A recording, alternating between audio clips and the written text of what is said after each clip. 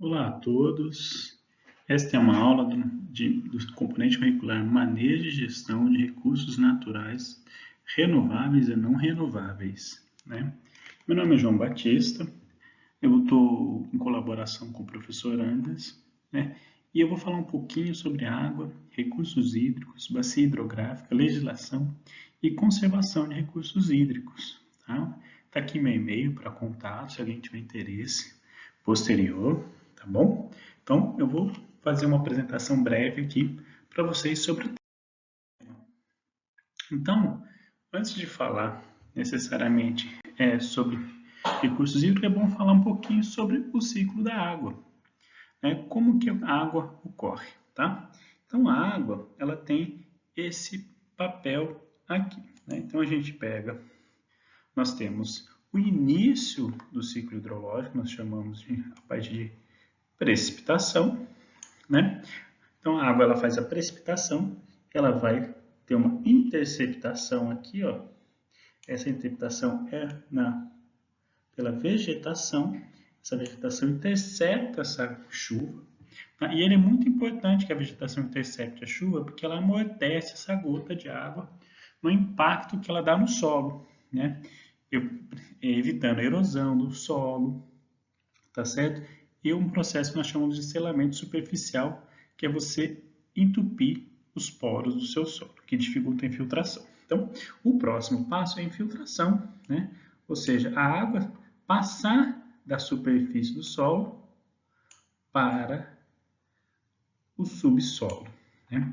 Esse subsolo é muito importante porque ela vai fazer as recargas, tá, dos nossos lençóis freáticos, né? Nossos aquíferos, né?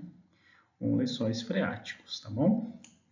Esses lençóis freáticos, quando aflorescem próximo à superfície terrestre, vão dar as nossas nascentes, certo?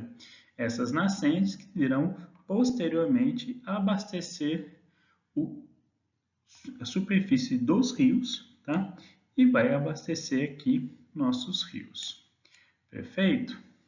Que vão desaguar próximo aos oceanos.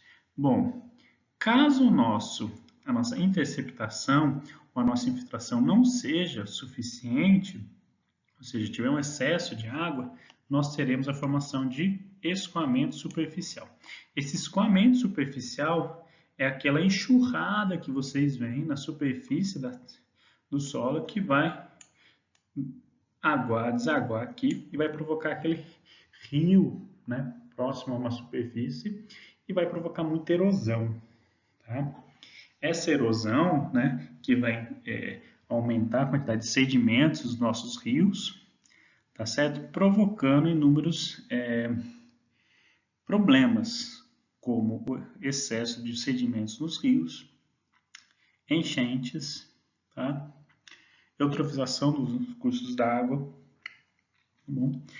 E isso pode provocar mais à frente também a falta de água nos rios, por conta que se não infiltrar água, né, não vai abastecer os nossos lençóis. Se não abastecer os nossos lençóis, não vai formar as nossas nascentes. Não formando as nossas nascentes, diminuem as nossas vazões nos cursos d'água. Perfeito? O próximo passo disso daqui é a volta do nosso ciclo hidrológico. Como é que a água volta para a parte da atmosfera? Ela volta por evaporação. Nós chamamos melhor de evapotranspiração, que é a evaporação e a transpiração, né, das plantas. Essa água, ela sobe na nossa atmosfera, subindo na nossa atmosfera, ela vai condensar e quando tiver peso suficiente na nossa atmosfera, ela vai precipitar, principalmente na forma de água, né, de chuva, tá bom? Então esse é o nosso ciclo hidrológico, tá bom? Bom, saindo então, partindo disso daí. Nosso ciclo hidrológico, né, ou seja, o movimento da água, ela, para a gente, ela tem uma forma macro, mas a gente define, né, as bacias hidrográficas como a área, que esse ciclo hidrológico ocorre de uma forma menor e mais táctil para nós, né? Porque esse ciclo ocorre numa bacia, no local fechado, que nós chamamos de uma área delimitada, dessa área pontilhada em amarelo, uma área delimitada da nossa bacia hidrográfica, e que por lei, né, a lei 9.433 de 97, define a bacia hidrográfica como uma unidade, né, de gestão dos recursos hídricos, né, no Brasil. Então, o que seria? Seria toda a água que verte dentro desses limites topográficos. Esses limites topográficos são o quê? São os morros onde divide a água. Então, quando chove, tudo que vai para dentro do nosso limite topográfico, nós chamamos de bacia hidrográfica. O que está fora aqui, ó, está em outra bacia hidrográfica, né? Ele vai dividir a nossa bacia hidrográfica, tá? Formando os nossos rios aqui. Então, todo aquele processo do ciclo hidrológico ocorre dentro da nossa bacia hidrográfica também, né? Principalmente a floração, né, de cursos d'água, tudo, né, e de nascentes. Dentro dos nossos rios, que tem da nossa bacia hidrográfica, nós temos 3 tipos. Nós temos os rios perenes, ou seja, aqueles que rios sempre estão escoando água, mesmo no período mais seco. Temos água porque o lençol freático está acima do seu leito. Nós temos os rios intermitentes, que são os rios que escoam só água somente em épocas chuvosas, tá? E temos rios efêmeros, tá? Que somente durante o período de chuva. Passou a chuva, não tem mais água, tá bom? Vamos lá ver um pouquinho a diferença disso aqui, né, na parte topográfica de lençol freático. Como é que funciona? Aqui nós temos um corte numa bacia hidrográfica, né? Ou seja, várias bacias hidrográficas, nós temos vários divisores topográficos aqui. O rio, né, o lençol freático, né, que está em azul claro, é o rio lençol freático quando nós estamos na época das chuvas, ou seja, o lençol freático está mais acima, porque nós temos uma quantidade maior de chuvas chegando, maior quantidade de água infiltrando, então o lençol freático vai estar mais acima. No período mais seco, nosso lençol freático vai estar mais abaixo, que é essa linha azul mais escura, né? Nós temos 3 rios aí, ó, o rio X, Y e Z. Vocês podem ver que nos 3 rios, né, o leito dele, o leito embaixo aqui, ó, que eu estou assinalando em vermelho, ele está, né, abaixo das linhas dos lençóis freáticos. Então, em qualquer época do ano, eles serão rios que vocês têm curso de água, ou seja, água correndo. Então, são rios permanentes, tá? O rio intermitente vai ser esse aqui, né? Por quê? Em determinada época do ano, ó, no período de estiagem, o lençol freático, né, vai estar abaixo do nosso leito. Então, ele não vai ter água nisso, tá? E é muito engraçado quando a gente pensa em lençol freático, as pessoas pensam que é um rio que passa, como se fosse um rio. Não, não é um rio. Ele é uma faixa saturada de água. Imagine como se fosse um pano muito úmido, tá? Grande, né? Um tecido muito grande, úmido, uma superfície dentro disso daí. Então, ele não é um rio, ele é uma superfície molhada.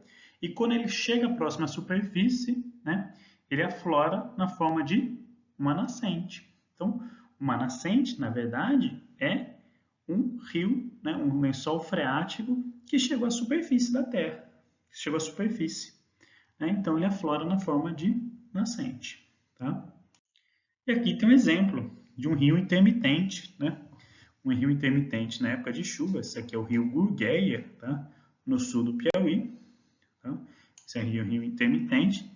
Tá? Esse aqui na época seca. Olha como é que ele está na época seca. Ele está totalmente, né? Dá para andar no seu leito. E essa distância aqui, ó, que eu estou assinalando em vermelho, é grande, tá? É mais de 5 metros, tá bom? O curso d'água aqui. Então, ele não é um rio pequenininho, não. Ele é um rio bem caudaloso. Então, tanto que eu tirei essa foto em cima de uma ponte, tá? Então, para vocês verem, numa época de seca. Então, E nessa época aqui, ó, onde está o rio na época seca, se você cavar, né, no leito aqui, ó, você vai achar o lençol freático que está passando abaixo da superfície aqui do meu rio. Como o rio ele tem esse fluxo para cá, mais à frente, né, a topografia do meu terreno vai abaixar cada vez mais, então, em algum local, o meu lençol freático vai ficar acima da minha superfície. Ficando acima da minha superfície, ele vai começar a ter água, tá bom? Bom, falando um pouquinho de conservação, né? Para nós termos uma ideia dos usos inadequados, né? Aqui nós temos dois tipos de bacias hidrográficas, né? Onde nós temos aqui o uso inadequado, né? Ou seja, plantio aqui inadequado, em costas, né? Falta de curvas de níveis na plantação para você evitar a erosão, tá certo? Nós temos aqui um excesso da quantidade de sedimentos gerado, né? Nós temos um uso excessivo, né, aqui por parte dos meios urbanos e também uma qualidade, a queda da qualidade. Nós temos 8 tipos de problemas de escassez de recursos hídricos. Nós temos um problema de escassez quantitativa e qualitativa. Nesse caso, nós temos os dois problemas do uso inadequado aí. O uso de quantidade, ou seja, não tem quantidade suficiente e não tem qualidade suficiente dos cursos d'água, né? Nós temos aqui uma agricultura excessiva, né, que não respeita o uso da terra, porque nós temos que respeitar o uso da terra, enquanto que aqui embaixo nós temos uma forma mais adequada, né? Nós temos o quê? Em encostas muito longas, nós podemos fazer o uso de plantio de árvores, né, ou o uso de silvicultura, onde nós não fazemos o corte excessivo, tá, das árvores para que ele possa sempre ter uma vegetação. Número 2 aqui, ó, nós temos aqui o plantio em nível, né, da agricultura, que a gente faz barreiras para que a água no escoada não ganhe velocidade excessiva no descer aqui, né? Como nós temos essas barreiras aqui, que estão nos níveis, nas curvas de nível, elas fazem uma barreira para nós dificultar a erosão da água e aumentando a infiltração, tá? Então aqui nós temos um uso adequado. Por que nós precisamos de um uso adequado, né, de uma bacia hidrográfica? Aqui nós temos um gráfico, né, mostrando o que acontece com o uso inadequado, né, uma bacia. Essa área em azul aqui que eu estou assinalando, né, a hidrograma de uma área urbanizada, acontece o quê? Como nós temos uma impermeabilização muito grande do meu solo, tá? Então a água não infiltra, então ela vai escoar muito forte. Então quando ela escoa muito forte, eu vou juntar muita água em pouco tempo e essa água vai causar uma enxurrada muito grande, provocando enchentes, né? Ao contrário, por exemplo, se eu tiver uma bacia, né, muito não tão urbanizada e que use mais áreas de recarga para o meu lençol freático, que permite a minha infiltração, né? Ou seja, eu estou permitindo a minha infiltração. Acontece o quê? Eu vou ter o escoamento, vou ter aquela enxurrada? Vou ter, mas em menor quantidade, porque vai infiltrar muita água primeiro, vai demorar para formar as minhas enxurradas, né? E depois vai voltar aqui, ó, esse escoamento superficial não vai ser tão grande, ó. Vai ter uma diferença muito grande aqui, ó, da quantidade de água que chega ao mesmo tempo. Então, ela permite que você evite enchentes, por exemplo, e aumente a água do seu lençol freático, né? Que vai à frente, né? Vai disponibilizar essa água para a população. Aqui nós temos vários tipos de cobertura, né? Ou seja, uma bacia urbana, ela tem um pico de vazão, ou seja, uma enxurrada muito grande e muito rápida, né? A partir do que nós vamos indo aumentando a quantidade de vegetação, numa bacia hidrográfica, ela vai diminuindo essa quantidade de água que escoa, né? Aquela enxurrada, aquela água que passa simplesmente pelo solo sem infiltrar. Então, ela vai diminuindo essa quantidade, por quê? Porque a minha vegetação faz o papel de amortizar a minha chuva, né? E melhorar a minha infiltração, né? E isso recarrega o meu lençol freático, tá? Que vai mais à frente disponibilizar mais água nos meus rios, que vai abastecer aquela população, tá certo? E a água é um recurso muito limitado, por isso que nós precisamos, né, tomar muito cuidado com ela. Apesar de ter muita água no planeta Terra, tá? 97% de toda a água do planeta Terra é salgada, está no oceano. Somente 3% da água é doce. Desses 3%, tá? Desses 3%, ou seja, eu tirei 3%, transformei novamente aqui, ó, em 100%, tá? 77% está congelada. Ou no Polo Sul, no Polo Norte e também nas geleiras dos topos dos morros. Tá? 77% está congelada. Desse 100% da água doce, 77% está congelada, 22% está no subsolo, né? Ou em aquíferos confinados, lençóis freáticos, 22% está nessa parte. O que nós vemos em rios, lagos, que a gente vê um rio muito caudaloso, acho que é muita coisa, isso representa somente 1% de toda a água doce do planeta. 1% daqueles 3%. Né? 1% aqui, ó, que eu estou falando, desses 100% da água doce aqui, que representa somente 3% de toda a água no planeta. Então, apesar do nosso planeta ter muita água, né? Essa água doce e água disponível para a gente, porque a água mais disponível e mais fácil para a gente são essas águas de lagos e riachos aqui, a água mais fácil para a gente, corresponde somente a 1%. Então, a água ela é um recurso limitado, tá bom? Que a gente precisa tratar ela com muito carinho. Né? No Brasil, tá? A água ela se concentra basicamente, né? A maior concentração é na bacia do Rio Amazonas e na bacia do Tocantins-Araguaia. São as duas bacias hidrográficas onde você tem a maior quantidade de água.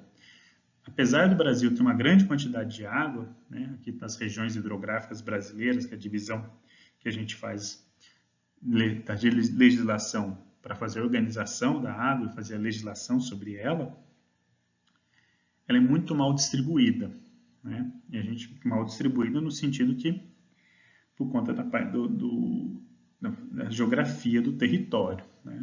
A gente não tem como alterar essa distribuição. Né? Então, grande parte da água se encontra na região norte, tá bom? Mesmo tendo grande parte da população se encontrando na região sudeste. Tá? Então, nós temos esse déficit muito grande.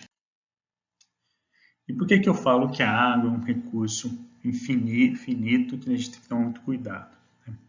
Na legislação brasileira, a gente tem uma diferença entre água e recurso hídrico. Tá? Água é qualquer H2O de qualquer forma. Recurso hídrico é aquela que está disponível, tá? E é dotado de valor econômico, tá bom? E é passível de utilização pela Lei 9.433 de 1997, tá bom? Então, a água não necessariamente é um recurso hídrico, água. Esse recurso hídrico é aquele que é um bem econômico, né, dotado de valor, que tem capacidade de uso, tá? Muitas vezes a água não tem essa capacidade de uso, porque ela pode faltar. E a escassez, nós podemos decorrer de aspectos quantitativos, ou seja, faltar na quantidade de água, ou na forma qualitativa, por conta de poluição dessa água. Pela lei nacional, né, do Política Nacional de Recursos Hídricos, como a água é um valor, o recurso hídrico, ele é dotado de valor econômico, então nós fazemos a outorga de uso da água. Por que a outorga de uso da água? Para garantir que todos tenham acesso a essa água. Tá? Se todos tenham acesso a essa água, então é passiva de cobrança. E essa cobrança vai para onde? Para o Comitê de Bacias, que é o órgão que vai gerenciar o uso da água. Esse recurso utilizado pelo Comitê de Bacias, tá? Vai gerar projetos para que possam ter melhor aproveitamento da água, do recurso hídrico, né, dentro da bacia. Tá? Algumas bacias do Brasil, a outorga já é feita a cobrança. Aqui onde nós estamos, particularmente, ela não é feita, tá bom? A gente vai falar um pouquinho também sobre isso. Agora, o que é muito interessante, tá? A irrigação, ela representa 70%, tá, de toda a água consumida pelo homem no Brasil. Tá? De uma forma geral, no mundo, 70% de toda a água consumida pelo ser humano é só para irrigação. Tá bom? Aqui onde nós estamos, né, no extremo sul da Bahia, no território extremo sul, nós temos 3 bacias. Tá? A bacia do rio Jucuruçu, a bacia do rio Itanhem e a bacia do rio Peruípe. Por que essas 3 bacias? Essas 3 bacias são também as 3 bacias que o comitê daqui representa, né? O Comitê de Bacias Hidrográficas do rio Peruípe, Itanhem e Jucuruçu, nós chamamos de PIG, tá bom? Então esse é o comitê que faz o gerenciamento dos recursos hídricos aqui no extremo sul, tá? Bom, você sabe qual que é a situação do uso e ocupação do solo na bacia do rio Peruípe? Já falei um pouquinho sobre o uso do solo, o que influencia, né, o uso do solo na qualidade da água e na quantidade da água. Então vamos ver um pouquinho sobre isso? Esse é o rio, a bacia do rio Peruípe, em 1990. A bacia do rio Peruípe, ela tem uma particularidade, né? As áreas em marrom aqui são áreas de pastagens, né? E as áreas em verde aqui são áreas de eucalipto. Ela é uma bacia bem degradada, a bacia do Peruípe, tá? Das 3 bacias, era a bacia primordialmente mais degradada, né? Com o advindo do setor de celulose, as áreas de pastagem foram trocadas por áreas de eucalipto. Então, hoje a predominância, né, nós temos uma dinâmica principal, que, ou seja, as áreas de pastagem foram trocadas por áreas de eucalipto, né, principal dinâmica de uso do solo. Aqui na bacia do Peruípe, né, essa aqui é um mapa de 2018, foi feita essa troca. Então, grande parte hoje da bacia do Peruípe é ocupada por áreas de eucalipto, tá? Advindo do setor de celulose. A bacia do rio Itanhem, como é que ela está? A bacia do rio Itanhem, ela tinha uma média degradação, mas ela era bem diversificada, tá? Ela tinha um pouquinho aqui de eucalipto, um pouco aqui também de pastagens e bastante vegetação nativa, até bastante não, um pouco de vegetação nativa, isso em 1990. Em 2018, preste atenção, isso aqui passou tudo para pastagem, nós tivemos um aumento das áreas de eucalipto aqui. Então, a dinâmica principal, né, foi o quê? Pastagens, né, e eucalipto, ou seja, a vegetação nativa ela foi trocada por pastagem e eucalipto. Tá? E vamos lá um pouquinho entender a bacia do rio Jucuruçu. O que ocorreu na bacia do rio Jucuruçu? A bacia do rio Jucuruçu, em 1990, ela era muito bem conservada. Muito bem não, era bem conservada. Toda essa área em verde aqui, ó, era vegetação nativa. Tá? Floresta, né, principalmente aqui, ó, era uma área bem conservada. Porém, em 2018, ela foi praticamente tomada por áreas de pastagem. Então, o que ocorreu então nisso tudo? Eu vou voltar um pouquinho os meus slides aqui para vocês entenderem o que eu estou falando. Né? Não vou conseguir voltar aqui. Mas o que eu estou querendo dizer? As áreas de pastagens que estavam na bacia do Peruípe, elas foram, né, avançaram para a bacia do Rio Itanhem e Rio Jucuruçu. Por quê? Porque o setor de eucalipto avançou nessas áreas de pastagens, comprando essas áreas de pastagens. E essas áreas de pastagens foram lá e fizeram a derrubada da vegetação nativa na bacia do Rio Itanhem e principalmente no Rio Jucuruçu. Né? Vamos entender aqui no final o que está ocorrendo aqui. Né? Aqui é o panorama das 3 bacias. Então, no panorama das 3 bacias aqui, né, a vegetação nativa aqui, ó, do Rio Peruípe, ela teve uma leve queda. Né? Agora, as áreas de pastagens caíram muito aqui, ó, tá vendo? Uma seta vermelha bem grande, né? Ela teve uma grande redução aqui, né? De 1990 para 2013, tá? Um aumento aqui, ó, do setor de eucalipto, tá? Essas áreas de pastagens aqui, para onde foram? Foram para a bacia do Rio Jucuruçu, tá? Essas áreas de pastagem foram para onde? Foram para a bacia do Rio Itanhem. Então, o eucalipto ele acabou pressionando, tá, a remoção da pastagem na bacia do Peruípe, porém, a atividade ela migrou para as outras localidades, principalmente para a bacia do Rio Jucuruçu e a bacia do Rio Itanhem, que você teve um aumento muito significativo em pastagens e a derrubada da vegetação nativa. Então, indiretamente, o setor de eucalipto, o setor de silvicultura, ele pressionou o desmatamento da bacia do Rio Itanhem e Jucuruçu. A atividade que fez isso foi a atividade pecuária. Ela teve a atividade direta nessa redução da vegetação nativa, enquanto que o setor de silvicultura foi indiretamente. Tá bom?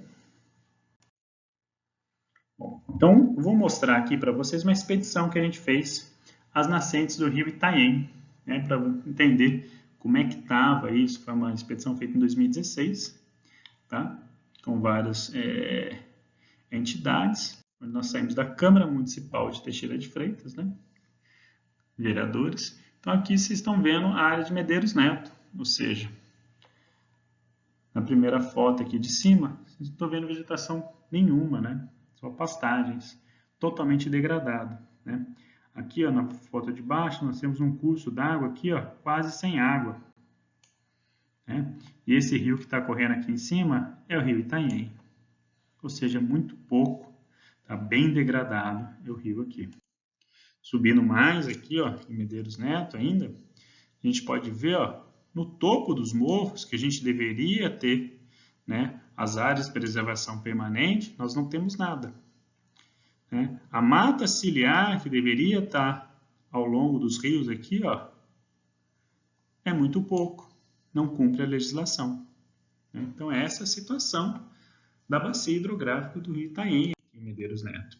Em Machacalis, né, a gente vê aqui, ó, esgoto, onde nós deveríamos ter aqui um rio, um córrego. Então, nós temos uma degradação aqui no curso d'água. Começamos a ter um pouquinho mais de vegetação, né, na fotografia de baixo. Muito pouco. Somente, né, próximo à fronteira dos vales, né, mais acima, bem mais acima da minha bacia, que a gente começa a ter mais vegetação e isso vai ajudar a produzir água para a minha bacia hidrográfica. Nós precisamos andar em torno de 300 quilômetros para achar uma atividade de proteção aos recursos hídricos, que é o que eu assinalei aqui, que foi feito um cercamento de uma nascente, né, o cercamento dessa nascente com piqueteamento, onde você vê o crescimento de vegetação que vai favorecer, né, a produção de água aqui, né? E onde vê na fotografia de baixo, essa aqui é a nascente que nós temos do Itanhem, bem preservada, tá? Mas ainda que precisa, tá, ter várias ações ao longo da bacia para que ela possa ser preservada melhor, né? Aqui há uma foto da nascente, foto panorâmica, onde você vê ela bem preservada, que foi uma ação, né, de um proprietário que ele quis preservar a nascente ali. Tá? Foi uma ação, uma iniciativa, né, desse proprietário na preservação da nascente. Né? Uma atitude muito bonita, que a gente fez até uma homenagem a ele, e demos uma placa para ele, né, por conta dessa ação. E aí uma pergunta, mas a gente está falando de uso e ocupação do solo, mas como é que essa alteração, ou seja, essa redução da vegetação nativa nas 3 bacias do Peruíbe, Itaém e Jucuruçu está afetando a quantidade de água na bacia, né? Então, a gente fez essa pesquisa, tá? E vamos lá entender como é que isso está ocorrendo. Esse é um resultado de uma pesquisa nossa, tá? Do nosso grupo de pesquisa, que como o uso do solo está afetando a quantidade da água do rio Jucuruçu, né? Aquela bacia onde você teve um grande desmatamento, tá? E você teve um grande aumento de áreas de pastagens, né? Então, aquela vazão máxima é aquela vazão de enxurrada, que causa enchente, né? Que está em laranja aqui, né? As atividades aqui, ó, de área degradada, desmatamentos, né? Pasto limpo, ó, aumentam a minha vazão máxima, ou seja, favorecem que ocorram enchentes, por exemplo. O pasto sujo, né, ele tem um efeito contrário, ele diminui a minha vazão máxima. Mas o que é pasto sujo e pasto limpo? Pasto limpo é aquele pasto onde você não vê nenhuma vegetação. O pasto sujo, né, é aquele pasto onde você vê algumas espécies arbóreas, tudo. Parece que um pasto em regeneração, em estado de regeneração. Ou seja, você tem uma maior cobertura vegetal, né? Agora, vamos ver aqui a vazão média. O que é a vazão média? É aquela vazão ótima, que vai permitir aquela vazão ao longo de todo o ano, tá? Uma vazão legal, para que possa abastecer nossos rios, que possa abastecer as nossas cidades, as nossas atividades. O que dá um destaque bem legal aqui, ó? Floresta. Ela favorece o aumento da nossa vazão média. Tá? E vazão mínima. O que favorece a vazão mínima? Ou seja, aquela vazão na época mais seca do ano, aquela vazão que sempre está no riozinho ali. Ou seja, o que favorece o aumento daquela vazão pequenininha que está sempre ali? Ou seja, comunidade aluvial arbórea, que é a nossa mata ciliar. Ou seja, a mata ciliar favorece, né, o aumento dessa vazão, ou seja, aquela vazão menor vazão que passa ao longo do ano. O que outro favorece também? Florestas. Favorece a vazão mínima. O que é ruim para essa vazão mínima, ou seja, aquela vazão pequena, ou seja, diminui aquela vazão na época de estiagem, né, que é a época seca, que diminui ainda mais o curso d'água, quase secando ele. Eucalipto. Tá? Uma vazão aqui, ó, que diminui aquela área. O que diminui? A área urbana. Por que diminui? Impermeabiliza meu solo. Dificulta a infiltração da água no meu solo. E aqui outra coisa, pasto limpo diminui a vazão do meu rio, né? Então, esses são resultados que nós tivemos aqui de como esse uso e ocupação do solo afeta a bacia do rio Jucuruçu, né? Então, e como afeta a bacia do rio Itanhem? Eu estou diminuindo aqui porque vai ter menor quantidade de dados, tá? A bacia do rio Jucuruçu, a maior quantidade de dados nós temos é na bacia do rio Jucuruçu. No rio Itanhem, acontece o quê? As vazões, o solo exposto aumenta a minha vazão máxima, ou seja, você não tem nenhuma vegetação no seu solo, favorece aquela enxurrada, o que é ruim, né? Em contraste, assim, a nossa comunidade aluvial arbórea, ou seja, a nossa mata ciliar, aumenta a nossa vazão média e aumenta também a nossa vazão mínima, ou seja, favorece a nossa vazão mínima. Ou seja, aquela vazão de estiagem, que tem um riozinho, filetinho de água na época seca, ou seja, se você tiver mata ciliar, ela vai aumentar essa vazão, né? Vai aumentar essa quantidade de água, enquanto que a área urbana, ou seja, impermeabilizar o meu solo, dificultar a minha infiltração, vai diminuir aquela quantidade de água na minha época de estiagem, né? E no meu Iperuípe, né, onde nós temos a menor quantidade de água, tá? O resultado mais expressivo que nós tivemos é o quê? O pasto limpo, tá? Diminuindo a minha vazão mínima, ou seja, diminuindo aquela vazão de estiagem, aquela vazão pequena, reduzindo ainda mais a vazão numa época mais seca, tá? E mais um alarde, tá? Uma outra pesquisa que nós estamos fazendo aqui com a precipitação, né? Lembra da precipitação que faz o ciclo hidrológico, que faz iniciar o nosso ciclo hidrológico, tá? Esse é um resultado já conclusivo, já. Está chovendo menos já aqui. Essa chuva, que está chovendo menos, já não tem a ver com o uso e ocupação do nosso solo, ou seja, né, em decorrência, nós temos o efeito desmatamento. Essa diminuição dessa precipitação vem por conta das mudanças climáticas. Nós já tivemos uma redução de 200 milímetros de água entre 1971 e 2018, ou seja, está chovendo menos.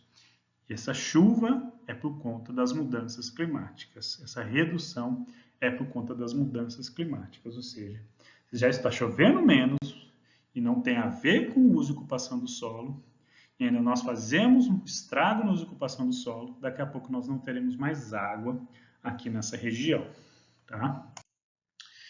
E aí eu deixo a minha mensagem final, né? Nosso grande Antony de Saint-Exupéry, que ele fala que a água não é importante à vida, mas sim és a vida, tá bom? Se a gente não cuidar do nosso planeta, ninguém cuidará por nós. Até porque nós precisamos da Terra para viver. A Terra não precisa da gente para viver, não. Tá bom? Muito obrigado.